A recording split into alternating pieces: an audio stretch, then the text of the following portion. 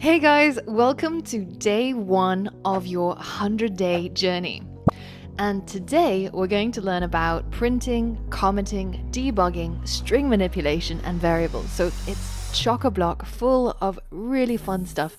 And by the end of today, you will have created a band name generator program. So you can also head over to this web address, band-name-generator-end.appary.repl.run. Alternatively, if you didn't want to type that whole line of URL in, you could also go to the previous lesson where I showed you where the course resources are.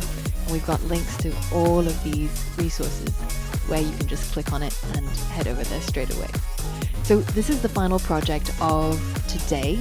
And the idea is that, let's say that your friend was starting a new band, a rock band or a classical band, and they're struggling to come up with a good name. So you come into the rescue and send them your band name generator program.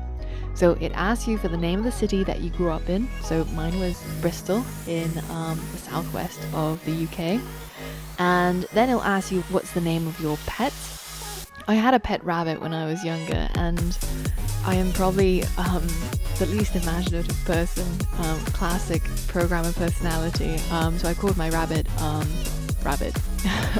So now when I hit enter, it's going to give me my band name, and it could be Bristol Rabbit. So that sounds pretty cool. It could be like a rock band. So this is what you're going to make, and in the process, in order to create this, you're going to learn about printing, inputting, commenting, debugging, name errors, syntax errors, string manipulation, variables, and a whole lot more. So if you feel like you can already achieve this and you can prove it by making this program yourself, then feel free to skip to the next day's lessons. But for most of you, even if you've started learning Python programming, there's probably still a lot of new things that you'll find in today's lessons. So once you're ready, head over to the next lesson and let's get started and get coding straight away.